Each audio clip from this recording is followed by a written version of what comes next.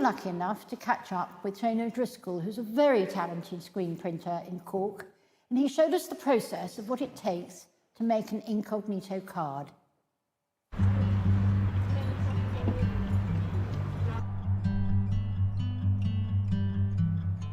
Am I just grabbing shit off the car and walking in? Is that the crack? Pretty much, yeah.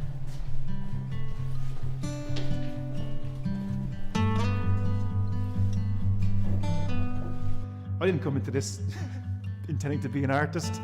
You know, I studied graphic design. Printmaking was one module on a Friday afternoon, and it just stuck with me. And by following through on that and doing courses and meeting other artists, working with them in studios, it just opens up this whole different kind of realm that I wasn't aware of, you know. And it's just never ending. Like, it just keeps going and going and going.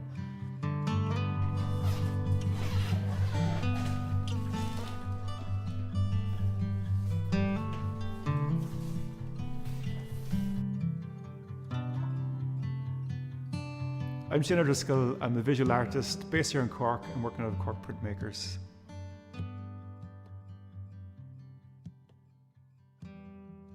I studied graphic design in Cork, and after that I spent 10 years in Dublin working in design and art direction. But I took up printmaking in final year college, but always kept it going. I was always practicing my own artwork as my own creative output, I suppose. I wasn't client-led. And the last few years, I suppose, I've kind of lent a bit more towards that. And then 3 years ago, just left Dublin, moved back down to Cork, back home.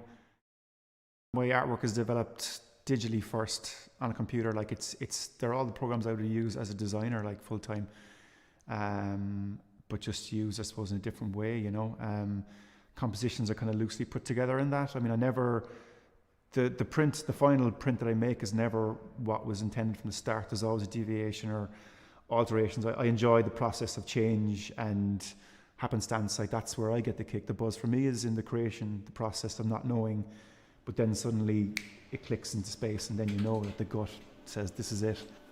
Each shape, I suppose, effectively is burnt into the screen. So the screen is like, it's a mesh. It's a silk screen mesh. Here's one. So as you can see there, that's transparent. So if I was to run a squeegee over that, all the ink would pass through it. So what we do is I get a trough, and we actually coat it on both sides with a UV reactive coating, like a paint, and then we cure it there to dry it. And then when I print off all the individual shapes from a composition on an inkjet printer, I oil them up so the light can pass through the white parts. And then I place all the individual shapes here. You put the UV reactive coated screen here, close it down. It's effectively a light box. You flick on the lights, and it exposes the shapes onto the actual screen. Then when you take out the screen, you wash it down, and the shapes the light hasn't passed through, the water washes that out, and that's how you get the shapes trapped in there. You know, each color is printed one at a time. It's not like a standard printer where it all comes out complete. It's all layered and built, and, you know, depending on the surface you work with, or the paper, or the size of the page, you know, I could be halfway through a print and suddenly decide to cut a page in half, and that totally alters the composition, and that turns you off on a new angle. And that's the fun element. Bring it from the digital, you know, which is what I did for years working as a designer. It was all digital. You work it up, you send it off to printers, but with this, you're working from the complete start to the finish. You're mixing inks. It's tangible, it's tactile. You become part of the artwork, you know. It is a very different process to what I would have, you know, been doing before. You know, with that one piece of paper, you could work on it for a day or weeks. Sometimes I sit there for months, you know, and you might have pulled something out, and it's very much a building kind of process like that, you know, and that's just the kind of fine art printmaking element of it.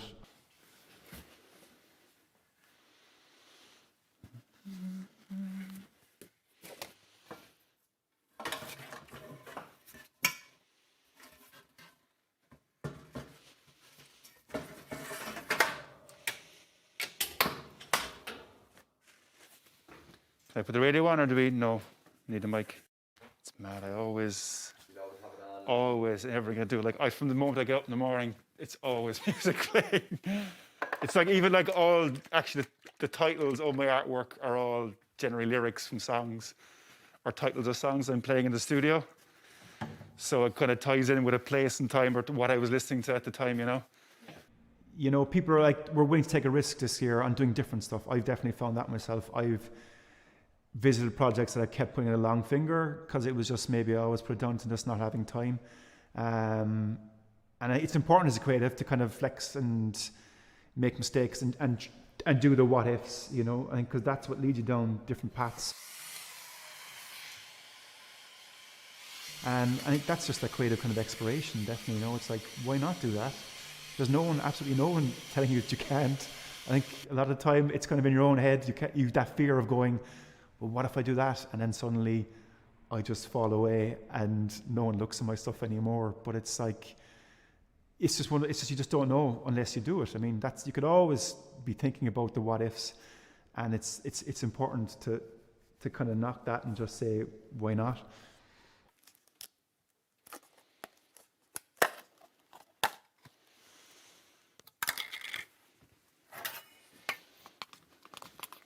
This year, I think I did 4 pieces this year. Did one extra, one for luck. They're kind of collage pieces. I kind of work into older prints. Like I rarely throw away offcuts or errors in work. I always try to kind of keep it or work with it. And what I've done in previous Incognitos is taken older prints and cut a window to the shape of the postcard and move it around and create new compositions. So you're kind of creating a new artwork within an older discarded piece, which is kind of nice. You're giving it a new kind of energy, a new life. So I've done that. In other parts, I've kind of done it with 2 different artworks and taken them and cut them and created collages, which is nice because I don't do that often. So I really enjoy that. It's nice to kind of do something a bit different for these. So they are quite, I suppose, in a way, they are very unique in their own. They're not prints, they're not editions, they're kind of their own, I suppose, compositions and collages, they're their own unique artworks, you know. And that's kind of fun because I rarely work on small scale things that size, so it's quite interesting just to kind of change it up and do that, you know. Okay, I'm going to butter this on nice. Look at that there now, huh? So yeah, like it's all, you know, it's quite, you know, time consuming, I suppose. It's not, I suppose everyone's kind of familiarity with print is just picture on the screen, you press go. Have you considered doing that? It is handy. It is.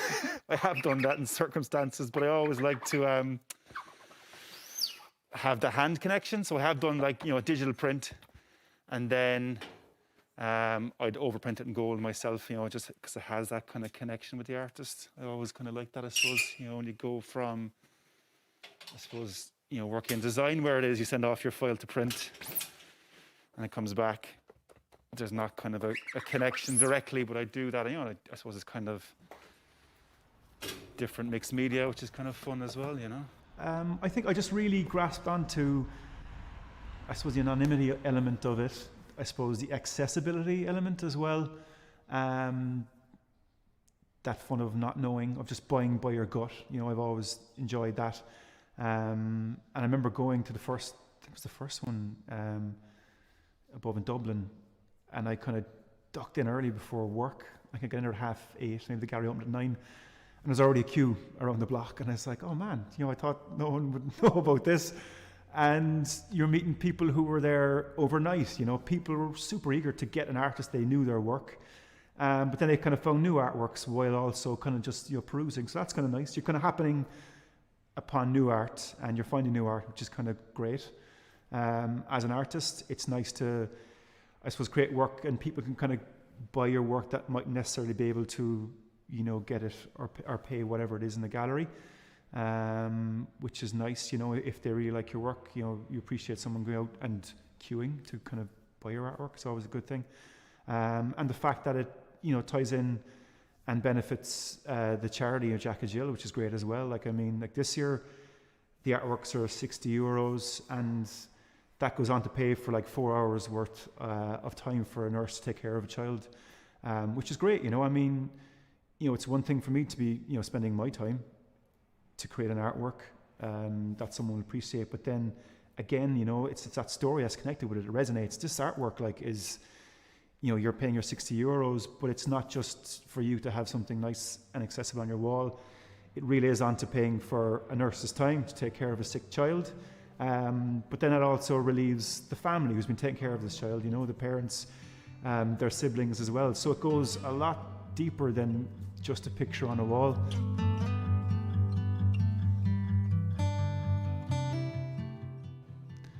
I think, like a lot of people, like in anything, well, maybe in art, people just seem to be put off with suddenly it's like, oh, well, art, I need to spend loads of money to buy good art. You don't. You know, it's kind of in all and anything. But I think with Incognito, it can act as a nice kind of introduction and a stepping stone to learning about artists and new artists. And you know, you acquire something for €60 and you get attached to it, and then you might become attached to that artist, you know. You're supporting the arts, keeping that going. We're getting something a bit unique and original, and it's a connection with another person, another human, you know. A lot of time when people have a very unique or diverse kind of art collection, it kind of says a lot about them as well, you know. It's even just for me, I find all the art that I've had at home, it's part of the tapestry of my life. Of if I look at this painting, I got that off someone when I was living there, or I swapped this with that person. There's a story, there's a narrative to it all, you know, and it's not just, you know, it could quite easily be a New York City skyscraper scene that my neighbor has and my neighbor's neighbor has, but when it's something different, that's interesting, that's good, that's a story, you know, and that's what people love. People love stories.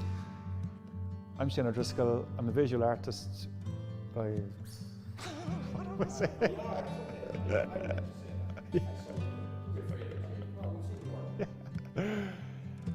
I'm Driscoll, I'm a visual artist based here in Cork and working at the Cork printmakers.